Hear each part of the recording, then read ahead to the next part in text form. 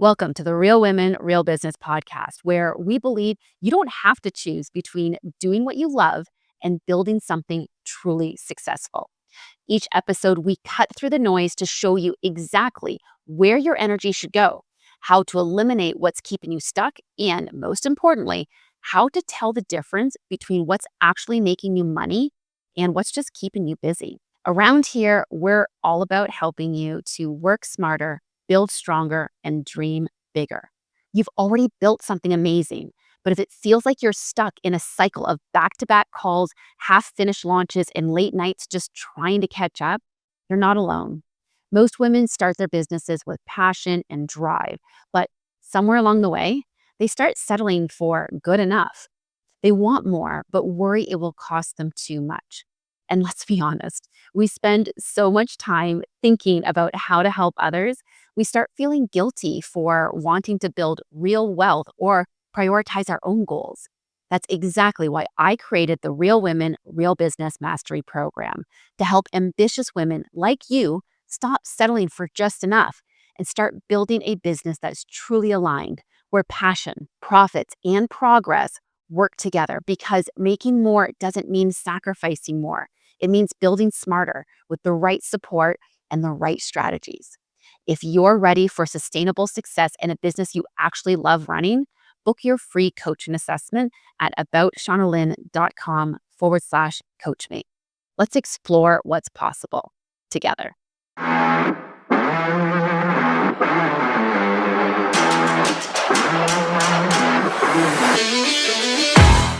Hello and welcome to the Real Women, Real Business podcast. I am your host, Shauna Lynn Simon, and today I'm joined by Britt Holmes, founder of Merit Media, Inc. Now, Britt is a paid advertising strategist with nearly 14 years of experience in digital marketing, including over a decade leading campaigns in corporate environments. So she's managed millions of dollars in ad spend across Google, Meta, and LinkedIn. She's been helping service-based and women-led businesses to grow with clarity, with ethics, and with measurable results. And she's known for making ads feel clear and doable without all the hype, and helping founders to build ad strategies that actually support sustainable growth. So, Britt, welcome to the show. Thank you so much. I'm so excited to be here. I am thrilled to have you on here. And we talked about this a little bit before we hit record about how excited I am to have an expert like yourself talking about paid ads, because I got to tell you, I can't even explain how often my clients will ask me a simple question, or quote, simple question. For anyone who doesn't see the video version right now, this is air quotes that I'm saying here. And they'll say to me, like, do you think I should do some ads? I get this question from my clients. Do you think I should do some ads, some paid ads on Facebook? I was thinking about doing an Instagram ad or a Facebook ad. What do you think about that? And like, well, that's a loaded question. Like, there's only so much. Like, I need to, like, when I ask about their strategy, they're like, I don't know. I just thought, like, I would just create like a post and I would just do it as an ad. So you spent 14 plus years in ads. You've managed millions in ad spend. What do you think is the biggest misconception that business owners have when it comes to paid advertising? There's a lot, but I'd say like one of the top ones is that people treat ads as a solution to all of their problems. It's like I've had clients, like even on the corporate side, where they're like, we bought this business in Sweden and now we're going to run it here. Can you just do ads? I'm like, yeah, what's the URL for your website? And they're like, oh no, we don't have a website. I'm like, well, we should run a website if we want to drive, traffic to it. So there's definitely a lot going on. I'm definitely a person that, again, I've worked with large budgets and now I work with more smaller businesses because I like people that actually really care about improving the world and stuff like that. But one of the there's three criteria that I kind of work with before I agree to take on a client to work with us. One of them is, some of them kind of, you're like, how is this related to ads? But I think that this is kind of how I answer the question of like, should people be running ads or not? One, do you have an online social media presence? Not because I'm like, you have to be an influencer or anything like that, but simply social media is like a fact checking tool, right? So if we're spending money and people are, seeing your ads, clicking your ads, we also want to make sure that we have given them that full picture so there's a greater likelihood of them converting. Right. Other thing, obviously, they need to have a website and one that's already converting, meaning it's already doing our desired action. Because if it's broke, putting money in it isn't gonna fix it. Right. We can send more traffic, but more traffic doesn't mean more conversions Exactly. unless it's already converting. Yeah. Exactly. So it's like your website has to already be going and working for you. And the third thing is just being comfortable with investing some Mm, into the ads because sometimes, it's not an immediate overnight success. Like you can definitely get traffic in quickly. You can get some high cost or higher cost conversions, that type of thing, but we need to see some commitment financially, not like I'm not talking tens of thousands, but, sure. But you have to be prepared to, dollars.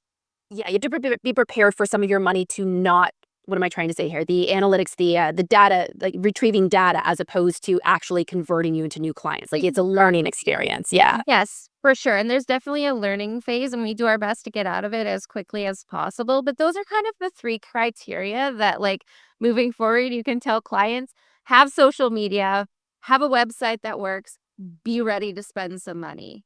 And I would even, when I talk to my clients, I actually back that up just one more step, but it leads into exactly what you were talking about a website that converts.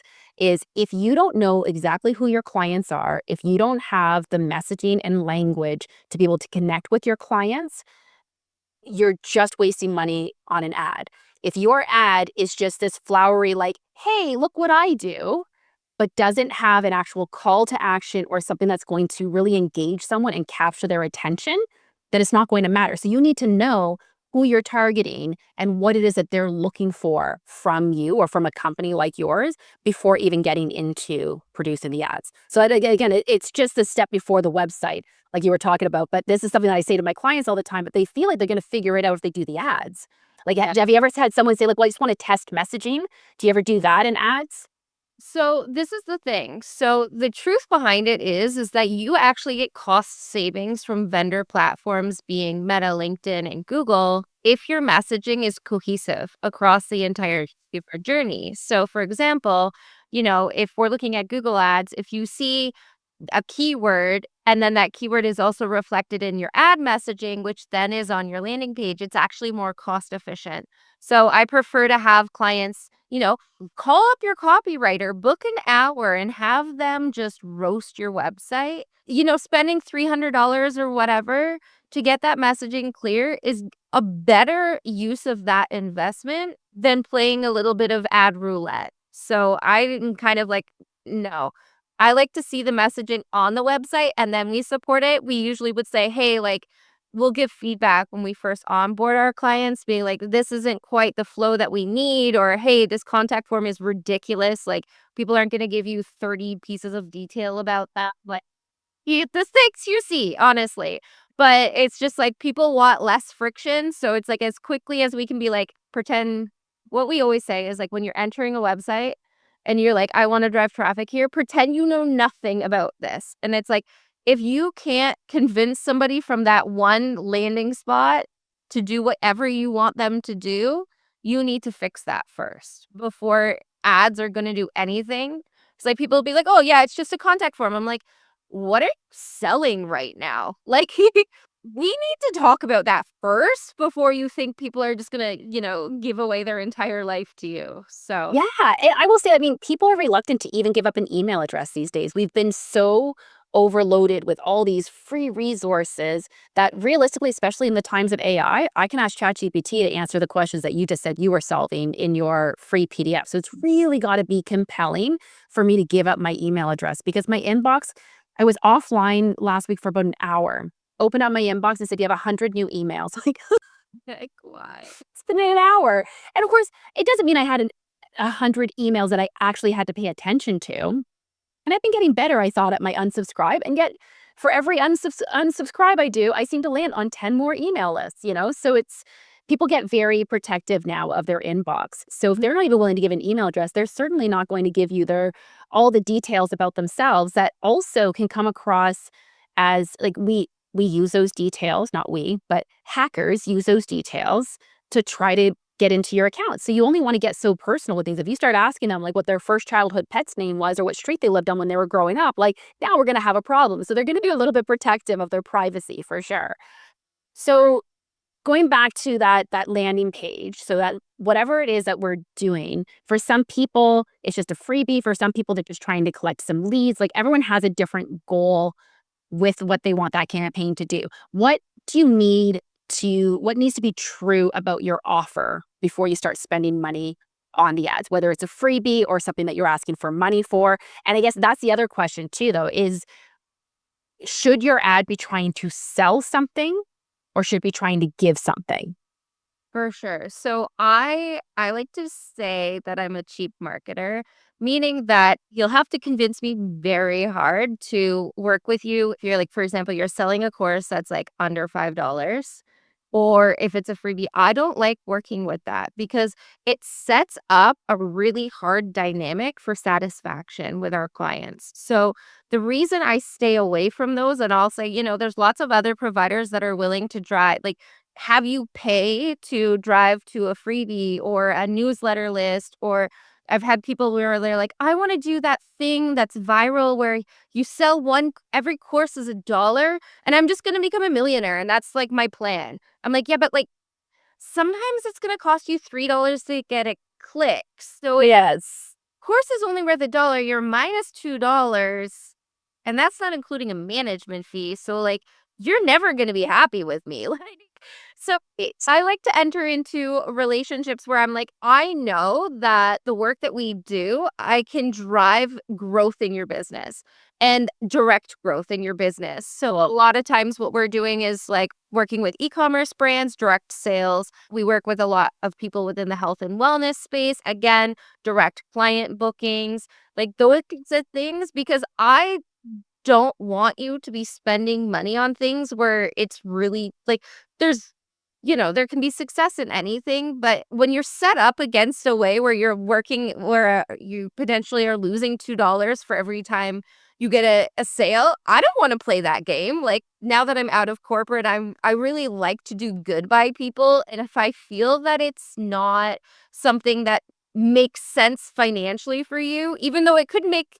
financial sense for me because I'm like, sweet, I'm getting paid to do this, I won't do it because the reality is that I've worked really hard to build my reputation based on being strategically successful for our clients. I'm not willing to jeopardize that for making a quick buck. So I'm really not always the best marketer for that situation because I'm like, don't boot me down for that. Like I got off a discovery call 2 weeks ago, and at the end of it, she's like, wow, you really made me work hard for this. And I was like, we ended up re-strategizing her entire plan, going from like selling within a restricted category to promoting her podcast that was then making her money anyways. Like we ended up coming out with an amazing plan, but she's like, I've never worked so hard to have a service provider work with me because I kept being like, yeah, I'm not doing that. She's like, well, what about this? No, like I don't want to deal with angry people anymore. Yeah. Well, I've heard there's this cool word for stuff like that. What is it?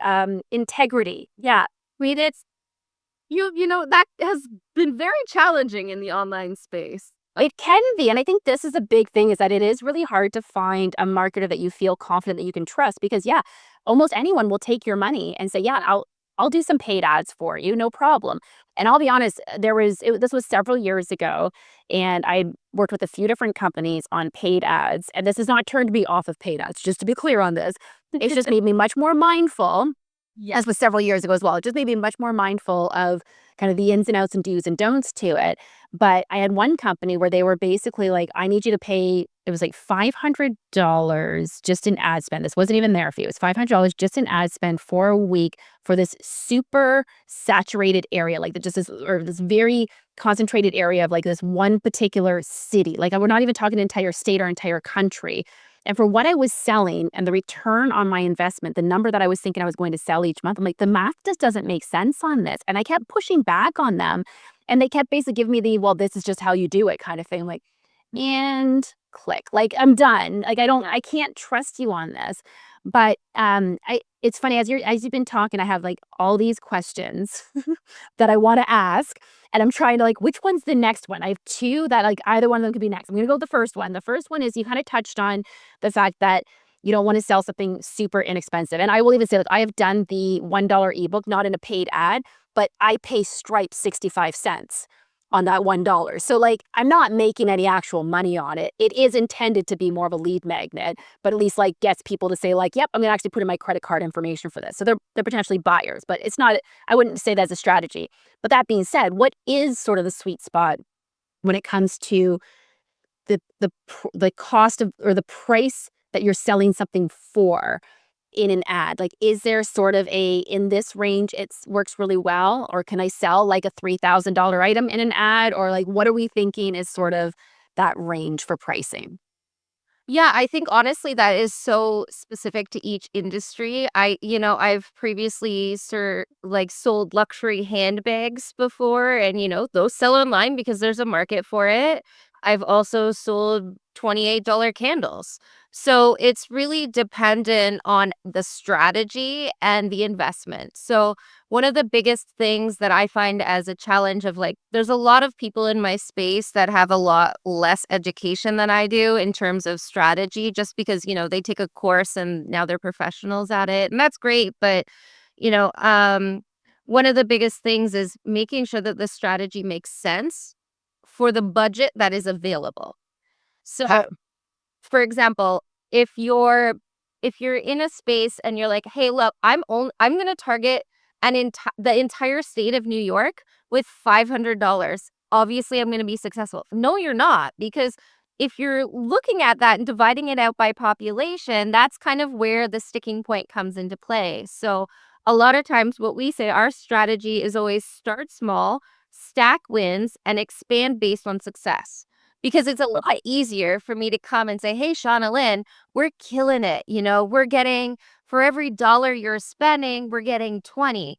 And we're at a point now where if you give us more money, we'll be able to get you more." You're going to be like, "Hell yeah, take my money." Whereas if I'm saying, "Hey, Shauna Lynn, I want 30 grand and I'm just going to like figure it out. And then I'll let you know in 3 months, when you've spent 90K, what worked." So Right. we like to we build our strategies so that they're successful based on who your current audience is. Yeah, it's great. We want to take over the world. 100% get it. I want to take on the world too. But we start with what we know, we get cost savings, and then we grow based on our success, because that Mm. is sustainable scaling. And that way, oftentimes I'm working with smaller businesses, and when they start running ads, they're terrified, right? Because you have to pay the vendor, so your Facebook, Instagram, LinkedIn, Meta, Google, but you also have to pay us to run it, right? So it's terrifying because you're in a plus plus situation and you're really putting your trust on somebody, and you're like, "I don't even really know this person. I don't understand what's happening with this whole ads thing." So we try to demystify that. We try to take a lot of that fear out, and we start small and grow. So that's kind of where I would suggest people go, instead of thinking like, "I'm just going to target the entire United States." Think of what's working for me right now. Mm. And then once we get that, we get it cost efficient, so it's making sense financially, then we grow. Then we take on new spaces of like audiences. Like, if we're like saying, "Oh, people in New York are really engaged with this. Now let's go to Pennsylvania because, similar types of purchase behaviors and this type of thing." So that's And kind of our approach. on average, and I'm sure this varies depending on the company and the product and the market and everything else, but on average, like, how much time would you say someone needs to feel comfortable investing in testing? For sure. So what we say to our clients is, we don't lock you into a contract. The way that we've set up our fees, we do a one-time setup fee, which gets make sure that like your foundation is strong, it's unshakable, your tracking is like where your money is going. But what we say to our clients is, when we're signing them, is come in with the mindset that you are committing to 6 months. Not because I'm financially locking you into it. It's the mental ability to be like, "I'm going to allow this some time to figure it out, to make a strategic business decision for myself. So at the end of the day, I know whether ads work or do not work for my business because I can get results right away. But the game that we try to play is cost efficiency, which sometimes can take, 4, 6, 8 weeks. And then I want to be able to scale that for you so that by the end of 6 weeks, you're like, I've gotten cost efficiency. I've grown it from where we started. And now how is this impacting my business? So it gives you more of that full holistic look at whether the strategy actually works because oftentimes, again, it's a scary thing to do to invest, right? And Mhm. and sometimes we'll get customers like previously before I laid down the law of like, hey, this is what we need to be mentally prepared for that. Right. You'd have a month in and they're like, why am I not a millionaire? And it's like, I'm not magic. Like, I would love to be. Like, if that was the case, yeah, no, like, let's do it. But I think that it's kind of one of those things where it's challenging because you can get immediate results. But what we want to do is make sure that people are really making it cost efficiently so that they have a sound judgment on whether it's good or not for them. I love this. And you know what? I want to dig a little bit further into some of the strategy for getting these ads started. And we're going to do that right after we take this short break. We'll be right back after this quick message. This episode of the Real Women, Real Business podcast is brought to you by, well, potentially you. Are you a brand or service that supports passionate female entrepreneurs who are ready to turn their vision into profit without the stress and overwhelm? Perhaps you're an accidental CEO yourself, now on a mission to make work and life easier for fellow passion driven boss ladies. Our podcast is experiencing an exciting 30% month over month growth, reaching entrepreneurs who are building stronger, working smarter, and dreaming bigger. We have limited partnership opportunities available for brands that align with our mission of redefining how working hard looks and feels. Visit aboutshaunaLynn.com/partner to learn more about becoming a partner in our rapidly growing show. And welcome back to the Real Women, Real Business podcast. All right, welcome back to the Real Women, Real Business podcast. I'm here with Britt Holmes. She is a digital marketing paid ads specialist, and she's been all over the Meta platforms, Google, LinkedIn. So she knows what it actually takes to make your business shine through paid ads. And so we've been talking about some of the decisions that you need to make when it comes to planning for your ads. And one of the things we were just talking about is how Britt was saying, you were saying, Britt, that you want your clients to anticipate potentially 6 months for these ads to really give them time to work. It's not to say that you're not going to see results for 6 months, but to make that commitment. Well, I will tell you that a good part of my audience is what I love to affectionately refer to as my accidental CEOs. So these are incredibly talented entrepreneurs who started with more passion than plan. And so part of what a lot of them tend to be inflicted with is what we call shiny object syndrome. And so things kind of, change really quickly for us.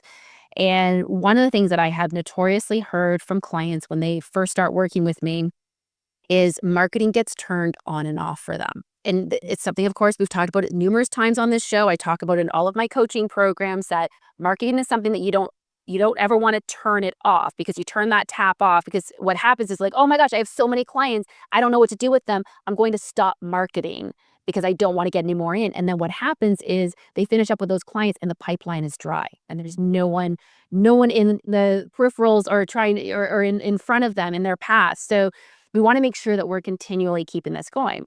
That said, I often hear from clients, well, I'm just going to run some ads to really quickly generate some quick leads. I can see you're laughing a little bit. So you're saying this is not a good strategy, just to be clear.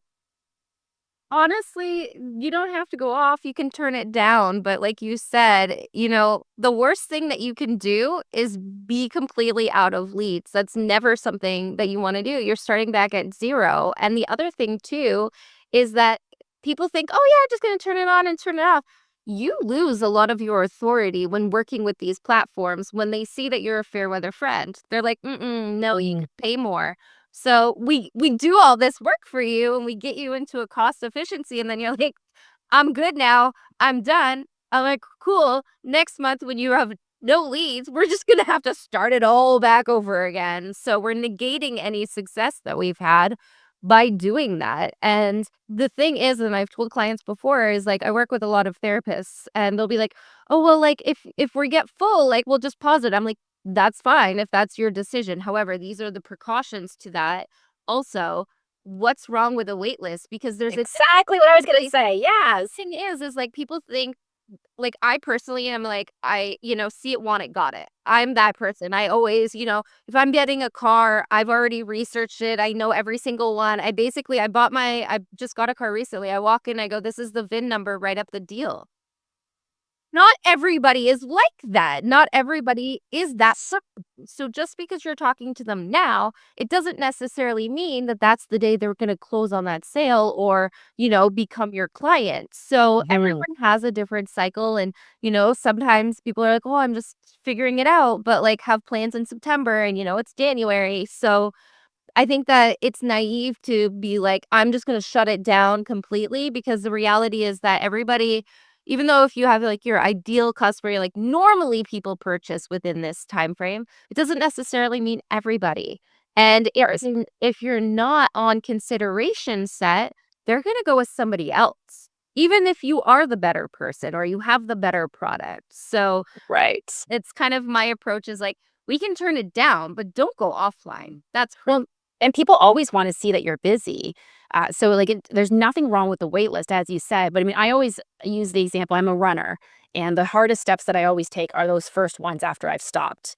Whereas, you will notice even, when you watch marathons, there are times where the average marathon runner, for the record, is not winning the marathon. The average marathon runner's goal is to complete the marathon.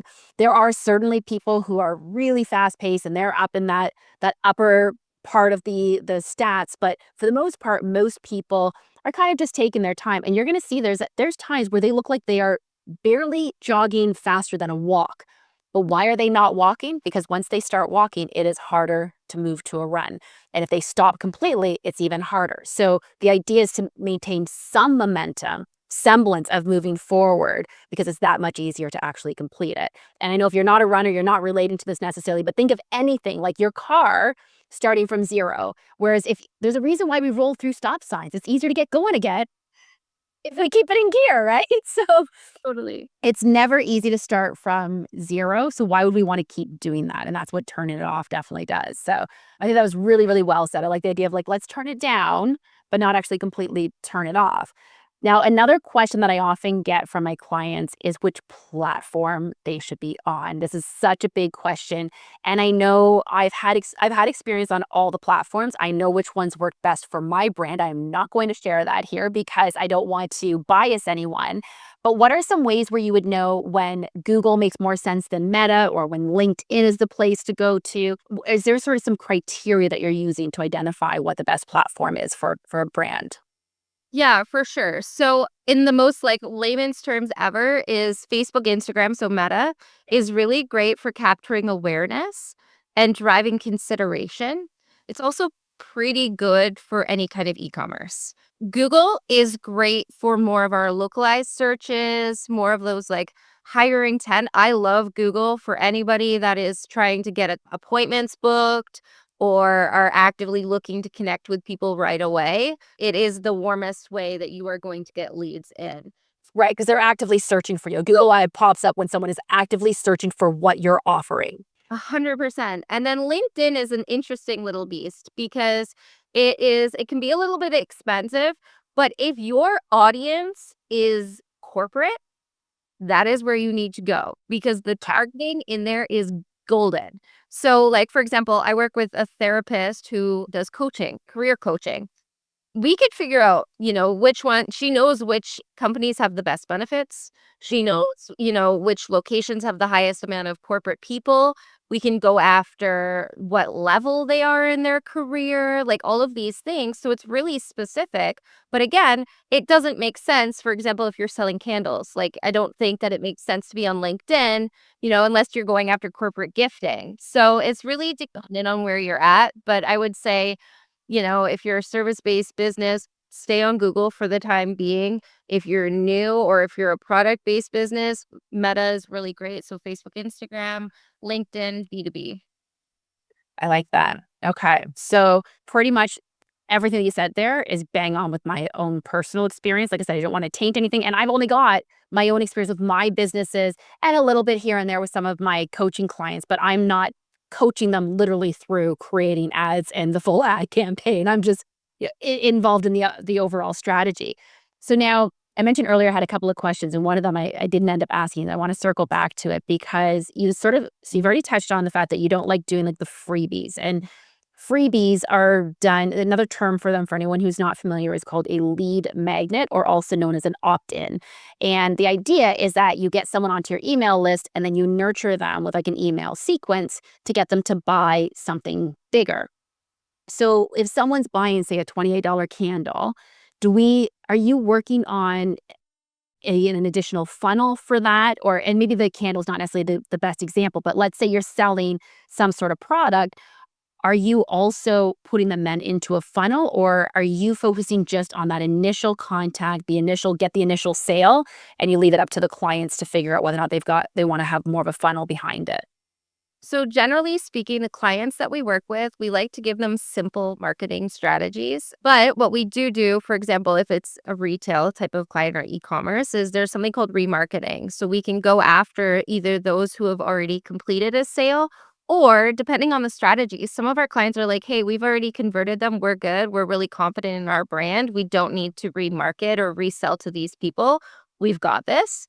But then there's other times where we can do what's called a similar audience. So people like those, we can target those new audiences to capture more of the same that's already worked for people. So there's definitely lots of marketers on the internet that are like, you do this lead capture and then go here and all this, that, and the other. But a lot of the brands that we work with are of the mindset of make it go away. And we love that because, as a business owner, I love nothing more than when a business owner understands the value of their time and outsources things that don't light them up or that they don't have an education of. Because, same, I'm not doing things that I'm not good at. And that's how I like to really work with people that are focused on what they're great at and scaling. There's definitely the ability to go in and out and all these different funnels, but our clients are people that are like you're like done kind of people that are like, I want it, I want this, I know what I need to do. You're a step to help me take it to that next step further. And that's kind of the area we like to play in.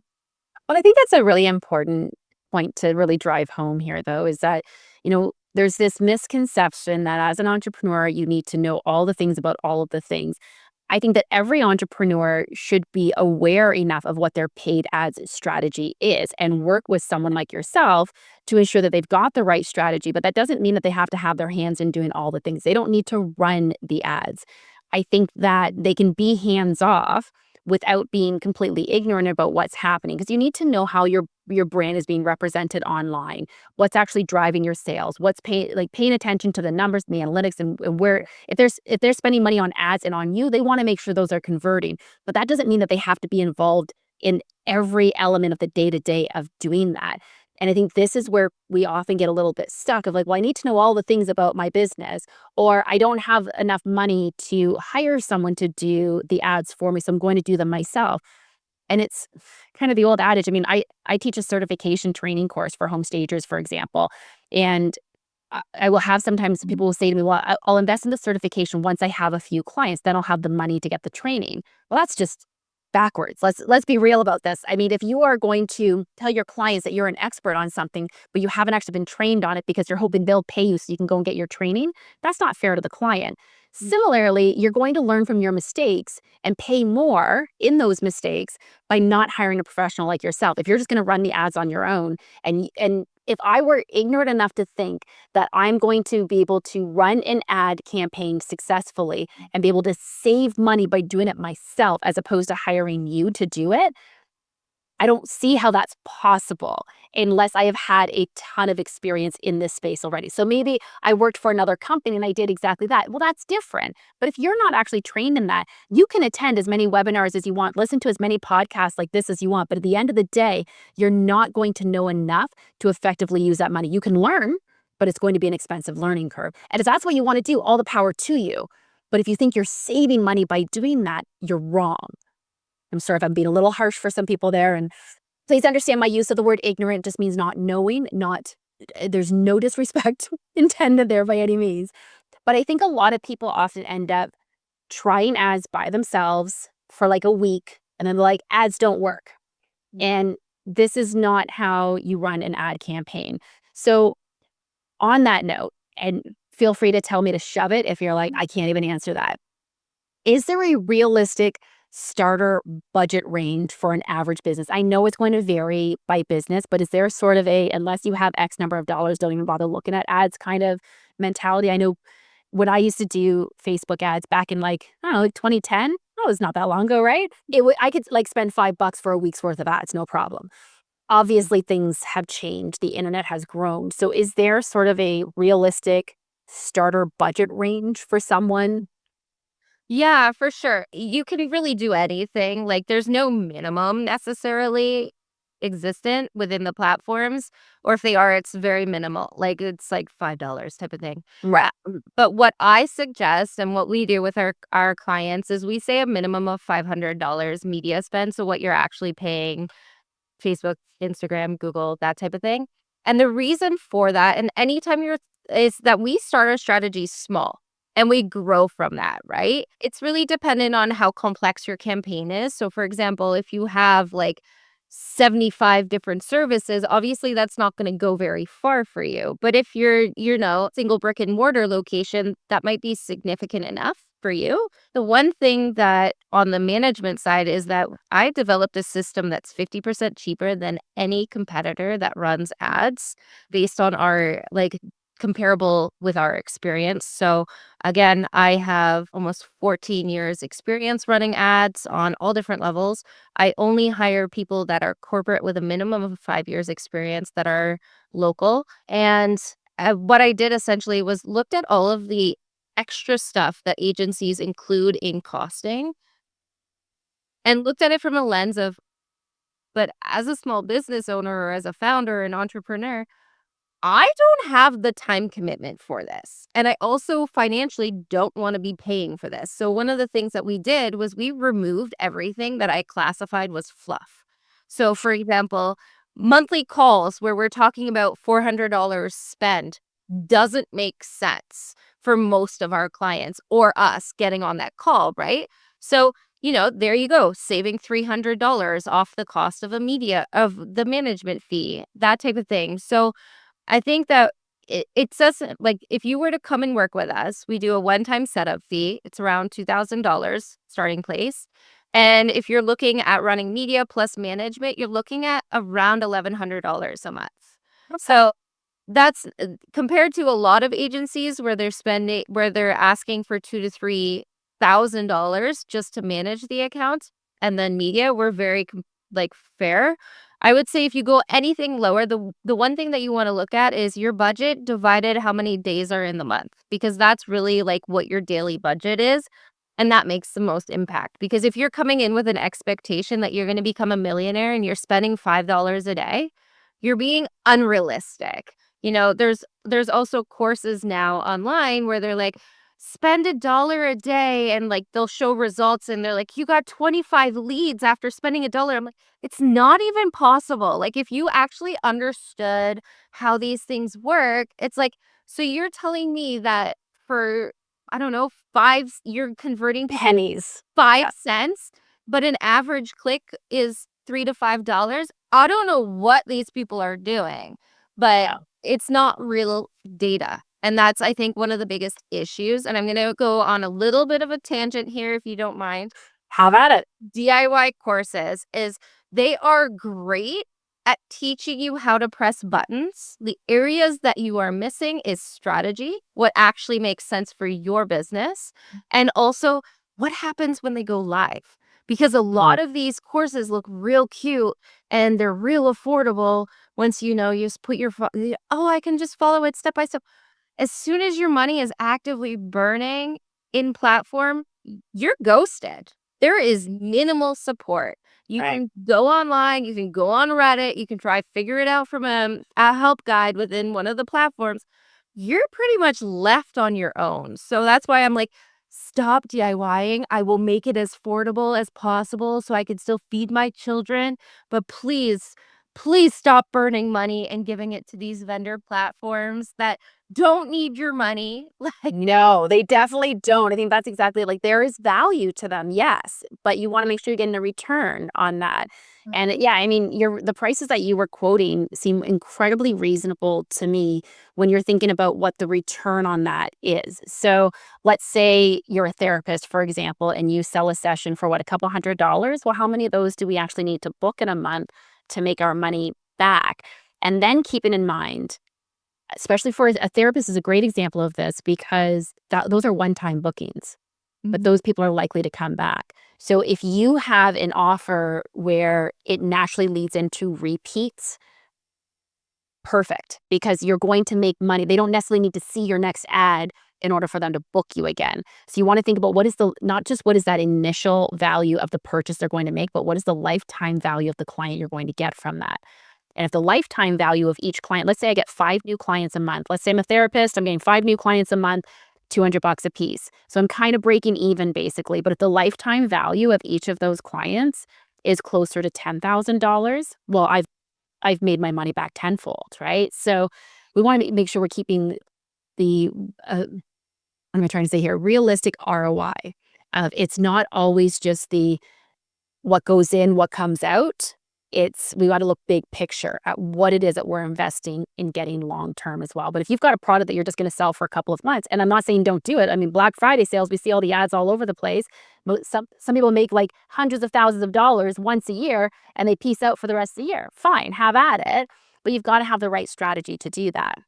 I had one more question before we wrap up. That's a little bit like out of not necessarily out of left field, but it's because mainly because I get this all the time of like, should my ad look like? Can I do a static post? Does it have to be a reel? I mean, I have seen there are some brands that I can think of offhand that have done some phenomenal reels on on Facebook, on Instagram. That when you're scrolling through, like you see this ad and it's like, I genuinely want to watch this ad for comedic value, even if I'm not actually going to buy the product. So I think a lot of people have this idea that they need to create like a super eye-catching viral reel in order to be able to sell on ads. Any truth to that? I'm thinking specifically more with the meta ads. Honestly, I don't think so. So the thing is like you need to every audience is very unique and different. You need to be able to speak to your people quickly, clearly, and get them hooked, right? So oftentimes what we do is we just say, like, we'll give our clients like a little bit of a script that they can riff off of, but authentic is killing it right now. So the more real you are, the less overproduced you are. Obviously, if you're a Fortune 500, you're going to have amazing graphics. That's Right. expected, right? But most of the time, if you're scrolling through and you're seeing all these like course sellers and this, that, and the other, they're doing pretty basic camera stuff, similar to what we are, ripping on some captions, maybe making a boing noise here and there. But like all of this stuff is totally doable. Like you the one thing is like I would rather have like a not 100% perfect, but something that like is real to your audience type of ad than anything else. Like obviously, like the ones that we're looking at there that are over like the super produced ones, they probably have creative teams of 10 working on them for a couple of months at a time. So Right. The 30 seconds you see took them months to actually create. Yes. exactly. So I think it's being realistic and also like, some of those things are really cool, but, like, for example, there's, oh my god, I'm gonna butcher the name of it now. I'm like like, the kinds of things that I think are really cool and really moving is the authenticity, the build the business with me type of content. Yeah. Like, speaking to my what's my problem right now? Like, how are you gonna help me resolve this problem? And those are the things, like, that work, is essentially and I feel like once you know your audience and who you're selling to, it doesn't matter how cute it looks, it's the message and how you're making people feel is what is really the most powerful thing there. I couldn't have said it better myself. I think you're absolutely bang on with that. I think that being real, being vulnerable, being authentic, yes, they sound like buzzwords, but they really do resonate if you are actually being real, true, and authentic. So Mhm. this has been incredible. I mean, I think I could probably hammer you with questions all day long about all of these things, but everything you shared was, I also want to make sure that, the audience listening to this understands how to get started, what are some things to consider before they're even starting to have those conversations. And so I think you gave some really good jumping off points for this. But to your point earlier, I mean, you've been doing this for over 14 years. There's no way to drill down into everything that you've learned in all that time into a small podcast episode like this. But I'm so glad and so grateful to you for sharing your insights to my audience. I think that this is going to be super, super valuable. If there's one thing that someone listening to this would take away from today's episode, what's the biggest thing that you would like them to walk away with? Don't boost your posts. Oh, I do hear that one a lot. I'm just going to boost this one. Boost your posts. You are literally paying to be popular and not paying to get results in your business. Oh, I like that. Very vanity metric. Got it. Well, amazing. Honestly, Britt, thank you so much. If people want to find you, where's the best way for them to find you? Instagram, I am there a lot. So I have 2 accounts. We have at Merit Media Inc. for the agency. We also have at Britt Holmes Live. Those are the 2 places I hang out. Or you can visit us at our website at meritmedia.com. I just updated it, so it's beautiful and bright, and I welcome anyone who is even interested, maybe not 100% certain they're ready to go. Book a discovery call. It's right on our contact page. I don't believe in contact forms, so you can drop right in there and I'll see you in my calendar shortly. I love it. That's perfect. And we'll make sure to have all of that in our show notes, of course, as well. But again, Britt, thank you so much. I appreciate everything that you've shared today. Of course, it's been amazing being here. Thank you. Thank you. So, listen, if what you're listening to today is resonating with you, then I hope that you'll continue to tune in each week. Remember, we drop new episodes every Tuesday morning at 7 a.m. Eastern Time. And please allow me to continue to come into your life and be a part of your journey. Don't forget to leave us a review or subscribe to us wherever you get your podcast. And remember, the best way to really support not only this podcast, but your fellow female entrepreneurs is to share this episode with someone that you know needs to hear it. And everyone knows someone who's been considering paid ads.